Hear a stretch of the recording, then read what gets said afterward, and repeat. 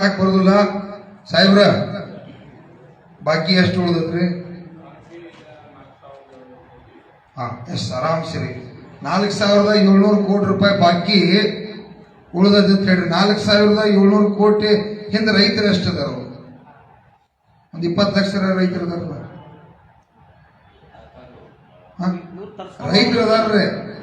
20 ton ಅವನು, 100 ton ಅವನು, 1000 ton ಅವನು, 500 ಟನ್ ಅವನು. 10 ಲಕ್ಷ ಇಡ್ರಿ. 10 ಲಕ್ಷ ಅಂದ್ರೂ ಏನ ಸಾಮಾನ್ಯ ಅಲ್ಲ. ನನಗೆ ನಿನ್ನೆ ಒಬ್ಬ 20 ಟನ್ ಒತ್ತಾಯಿಸಿದ್ರೆ ಜಡಿಪಿ ಅವ್ರ 20-30 ಟನ್ ಐತ್ರಿ. ನನ್ನ ಮಗಳದ ಮದುವೆ ಮಾಡ್ಬೇಕಾಗಿದ್ರಿ ಅಧ್ಯಕ್ಷ, ನಿಮ್ ಕಾಲ್ ಬೀಳ್ತನ್ರಿ, ರೊಕ್ಕ ಕೊಡಿಸ್ರಿ ಅಂತ ಹೇಳ್ತಿದ್ದ.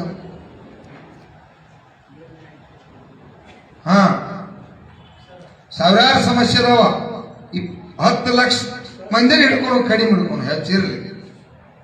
10 ಲಕ್ಷ ಮಂದಿ ಇವತ್ತ ಯಾಕೆ 14 ದಿವಸನ್ಯಾಗ ಕೊಡ್ಬೇಕನ್ನೋ ಕಾನೂನು ಐತಿ. ನಿಮ್ಮ ಕಾರ್ಯಾಂಗ ಏನ್ ಮಾಡತತಿ, ಇಡೀ ಎಲ್ಲ ವ್ಯವಸ್ಥೆ ಏನ್ ಮಾಡತತಿ, ಯಾಕೆ ಕೊಟ್ಟಿಲ್ಲ? 14 ದಿವಸನ್ಯಾಗ ಕೊಡ್ಬೇಕು, ಕೊಡದಿರ ಅವ್ರನ್ನ ಹೆಂಗೆ ಕೊಡಿಸ್ಬೇಕು ಅನ್ನೋದು ನಿಮ್ದು ಕಾನೂನು ಐತಿ. ಯಾಕೆ ಸಾಹೇಬ್ ಕೊಡಿಸಿಲ್ಲ? ನಾವು ಯಾಕೆ ಇಲ್ಲಿ ಬೀದಿಗೆ ಬರ್ಬೇಕು? ಹೋರಾಟಕ್ಕೆ ಯಾಕೆ ಬರ್ಬೇಕು? ನಾವು ನಿಮ್ಮನೆ ಯಾಕೆ ಕೇಳಕ್ ಬರ್ಬೇಕು? ಕಮಿಷನರ್ ಯಾಕಿರ್ಬೇಕು? ಇಲಾಖೆ ಯಾಕಿರ್ಬೇಕು? ಮಂತ್ರಿ ಯಾಕಿರ್ಬೇಕು? ಇರ್ಬೇಕಾಗ್ರೆ ಹೌದು. ಶುಗರ್ ಮಂತ್ರಿ ಅದಾರ, ಕಮಿಷನರ್ ಅದಾರ, ಇವರೊಂದು 5 ಮಂದಿ ಇಟ್ಟಾರ ನಿಮಿತಿಗೆ, ಇವರೊಂದು 5 ಮಂದಿ ಅದಾರ. ಪಾಪ ಸಾಹೇಬ್ ನೀನ ಹೇಳ. ಈಗ ನನಗ ನಾವು ಬಂದು ಬೇರೆ ನಿಮಗ ನಮಗ ವೈಯಕ್ತಿಕ ಜಗಳ ಏನಿಲ್ಲ. 4,700 ಕೋಟಿ ಅದು 5,000 ಕೋಟಿ ಐತೆ ಇರ್ಲಿ.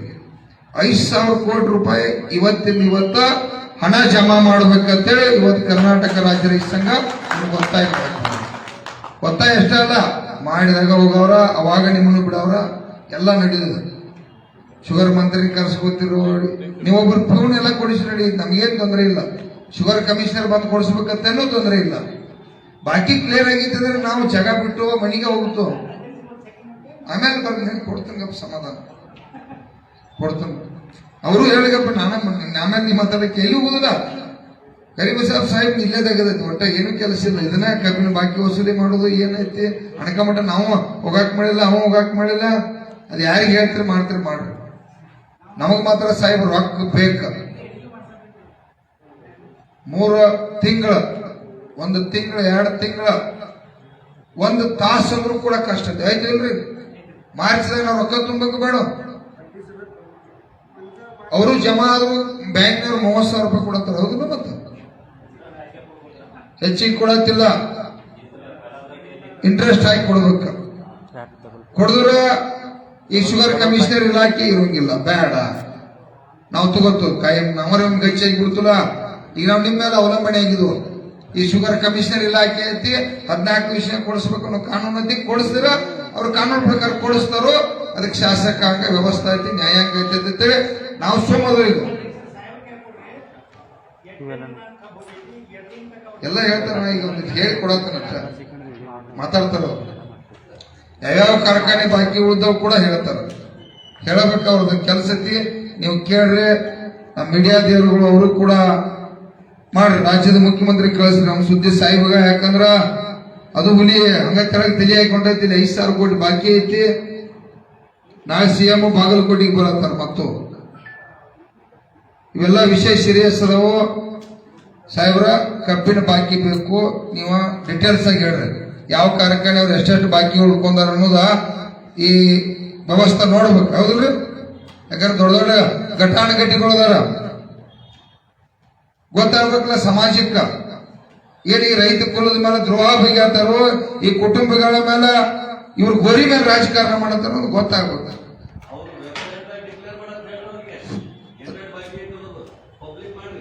ಮಾಡ್ರಿ. ಹಲೋ,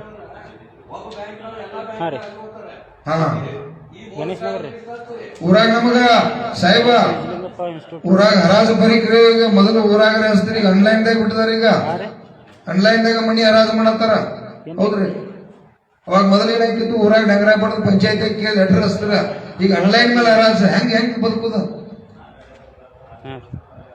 ಅದಕ್ಕಾಗಿ ತಾವ ಡಿಟೇಲ್ಸ್ ಆಗಿ ಯಾವ ಕಾರ್ಖಾನೆ ಎಷ್ಟು ಬಾಕಿ ಅದಾವು ಟೋಟಲ್ ಡಿಟೇಲ್ಸ್ ಈ ಜನರ ಮುಂದೆ ಗೊತ್ತಾಗ್ಲಿ.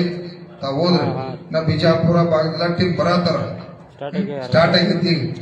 ಮತ್ತೆ ಅನಿವಾರ್ಯ ನಾವ ಕಮಿಷನರ್ ಇಲ್ಲ ಅಂದ್ರೆ ನಿಮ್ದ ಜವಾಬ್ದಾರಿ ಸಾಹೇಬ. ನೀ ಏನೇನ್ ಹೇಳ್ತಿ ಬಾಕಿ ವಸೂಲಿ ಹೆಂಗ ಏನ ಈ ಸದ್ದ ಒಂದ್ ತಾಸಿನಾಗ ಕೊಡಿಸ್ತಿರೋ ಏನ್ ಸಂಜೆ ಮಠ ಕೊಡಿಸ್ತಿರೋ ನಾವ್ ಎಲ್ಲಿವರೆಗೆ ಕೊಂಡ್ಬೇಕು ಏನ ಹೆಂಗ ಏನ ಹೇಳ್ರಿ.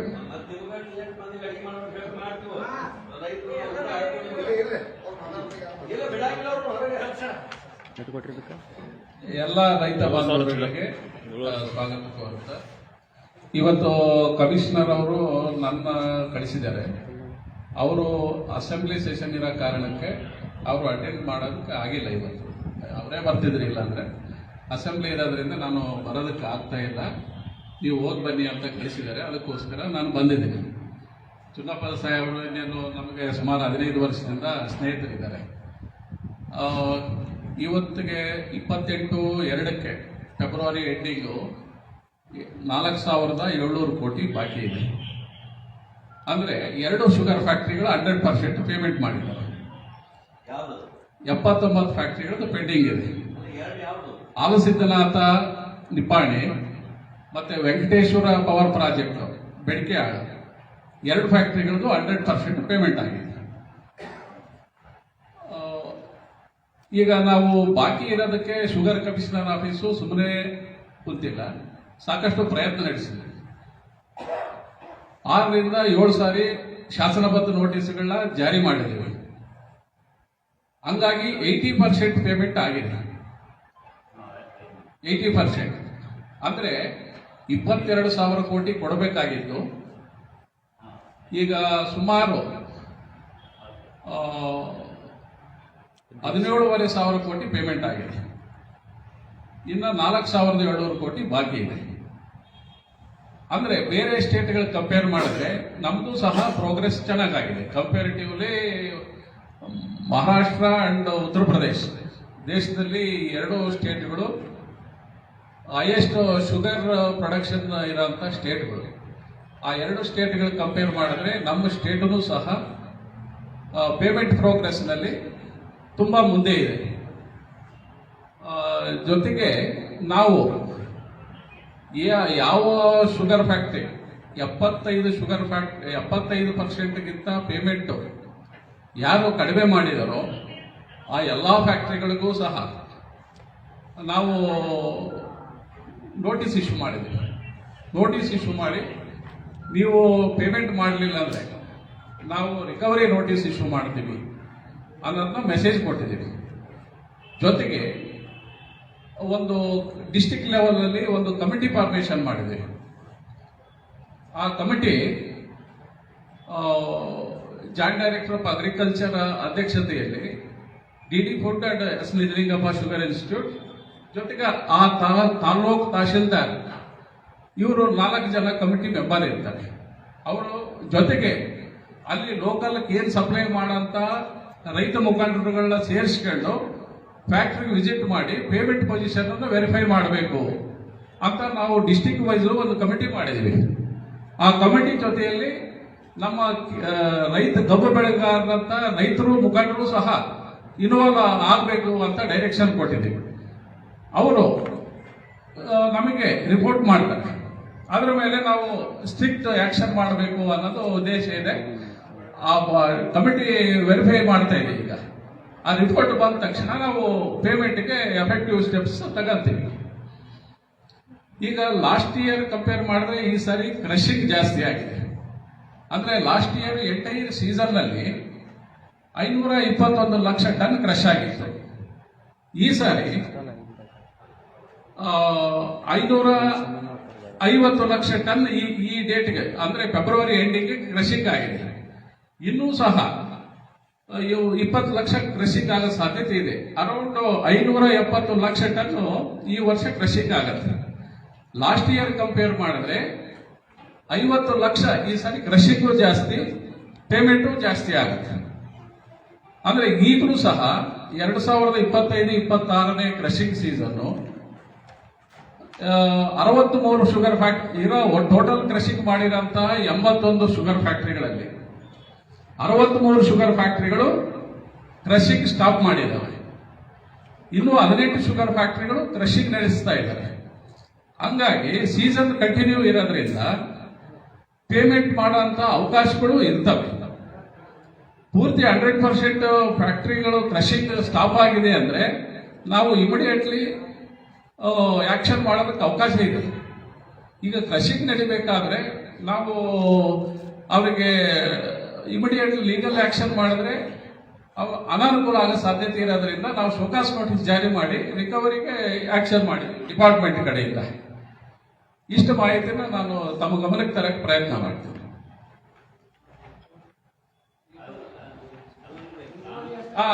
ರಿಕವರಿ ನಾವು ಲಾಸ್ಟ್ 5 years ಅಲ್ಲಿ ಓವರ್ ಆಲ್ ಪೇಮೆಂಟ್ ಪೊಸಿಷನ್ ನೋಡಿದಾಗ ರಿಕವರಿ ನೋಡಿದಾಗ ಈ ಸಾರಿ ಹೈಯೆಸ್ಟ್ ರಿಕವರಿ 11.11% ಇದೆ ಎಂಟೈರ್ ಸ್ಟೇಟ್. ಲಾಸ್ಟ್ ಟೈಮು 10.5% ಇತ್ತು. ಈ ಸಾರಿ 11.11 ಅಂದ್ರೆ ನೆಕ್ಸ್ಟ್ ಇಯರ್ 1.5% ಇನ್ಕ್ರೀಸ್ ಆಗಿರೋದ್ರಿಂದ 180 ರೂಪಾಯಿ ಒಂದು ಟನ್ಗೆ ಪೇಮೆಂಟ್ ಜಾಸ್ತಿ ಆಗುತ್ತೆ. ಯಾಕಂದ್ರೆ ರೇಟ್ ಫಿಕ್ಸ್ ಆಗೋದು ರಿಕವರಿ ಆಧಾರದ ಮೇಲೆ. ಹಂಗಾಗಿ ರೈತರಿಗೂ ಈ ಸಾರಿ ಈ ರಿಕವರಿ ಯಾಕೆ ಜಾಸ್ತಿ ಆಯಿತು ಲಾಸ್ಟ್ 5 years ಅಲ್ಲಿ ನಿಮ್ಮ ಹೋರಾಟದ ಫಲ. ಸರ್ ಇಲಾಖೆ ಕೈಗೊಂಡಿರುವಂತ ಕಟ್ಟುನಿಟ್ಟಿನ ಕ್ರಮಗಳು ಅಂದ್ರೆ ಡಿಜಿಟಲೈಸೇಷನ್ ಮಾಡಿರೋದು, ವೇ ಬ್ರಿಡ್ಜ್ ಹಾಕಿರೋಂಥದ್ದು, ತಿರ್ಗ ಆಮೇಲೆ HIT guidelines revised guidelines issue ಮಾಡಿರೋಂಥದ್ದು, ಸರ್ಕಾರದ ಕಡೆಯಿಂದ ತುಂಬಾ ಸುಧಾರಣಾ ಕ್ರಮಗಳನ್ನು ಕೈಗೊಂಡಿರೋದ್ರಿಂದ ನಮ್ಮ ಸರ್ಕಾರದಲ್ಲಿ ಮಂತ್ರಿಗಳು ಮತ್ತೆ ಕಮಿಷನರು, ಸೆಕ್ರೆಟರಿ, ಎಸ್ ನಿಜಲಿಂಗಪ್ಪ ಸಂಸ್ಥೆ ಕಡೆಯಿಂದ ತುಂಬಾ ರೈತರ ಪರವಾದಂತಹ ಕ್ರಮಗಳು ಕೈಗೊಂಡಿರೋದ್ರಿಂದ ಈ ಎಲ್ಲಾ ಸುಧಾರಣೆಗಳು ಮಾಡಿ ರಿಕವರಿ ಜಾಸ್ತಿ ಆಗಿದೆ. ರಿಕವರಿ ಜಾಸ್ತಿ ಆಗೋದ್ರಿಂದ ಫಾರ್ಮರ್ಸ್ಗೆ ಅದರ ಫಲ ನೆಕ್ಸ್ಟ್ ಇಯರ್ ಸಿಗುತ್ತೆ.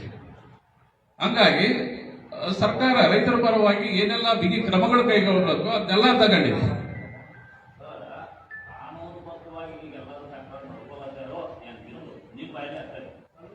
ಈಗ ಪೇಮೆಂಟು 14 ದಿನದಲ್ಲಿ ಕೊಡಬೇಕಂತ ಶುಗರ್ ಕೇನ್ ಕಂಟ್ರೋಲ್ ಆರ್ಡರ್ನಲ್ಲಿ ಹೇಳಿದೆ. ಇಲ್ಲ ಅಂದ್ರೆ ಡಿಲೇಡ್ ಪೇಮೆಂಟ್ಗೆ 15% ಇಂಟ್ರೆಸ್ಟ್ ಕೊಡಬೇಕಂತ ಕಾನೂನು ಇದೆ. ಅದನ್ನ ಕಟ್ಟುನಿಟ್ಟಾಗಿ ಜಾರಿ ಮಾಡಬೇಕಂತಲೇ ನಾವು ಅವರಿಗೆ ಶಾಸನಬದ್ಧ ನೋಟಿಸ್ಗಳು ಈಗಾಗಲೇ 4-5 ಶಾಸನಬದ್ಧ ನೋಟಿಸ್ಗಳು ಇಶ್ಯೂ ಮಾಡಿದ್ವಿ. ಅವರು ಲಾಸ್ಟ್ ಟೈಮ್ ನಾವು ಸುಮಾರು 48 ಫ್ಯಾಕ್ಟರಿಗಳಿಗೆ ರಿಕವರಿ ನೋಟಿಸ್ ಇಶ್ಯೂ ಮಾಡಿ ರಿಕವರಿ ಮಾಡಿ ಕೊಟ್ಟಿದ್ದೀವಿ ಫಾರ್ಮರ್ಸ್ಗೆ. ಲಾಸ್ಟ್ 3 years ಇಂದ ರೈತರಿಗೆ ಕೊಡಬೇಕಾಗಿರೋಂಥ ಯಾವುದೇ ಬಾಕಿ ಇಲ್ಲ.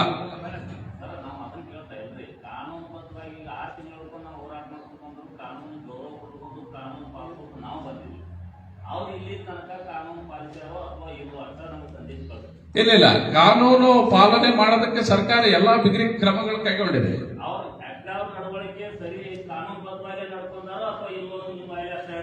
ಇಲ್ಲ ಕಾನೂನುಬದ್ಧವಾಗಿ ನಡ್ಕೋಬೇಕು ಅನ್ನೋದೇ ನಮ್ಮ ಆಶಯ ಇದೆ. ನಡ್ಕೊಂಡಿದ್ದಾರೆ.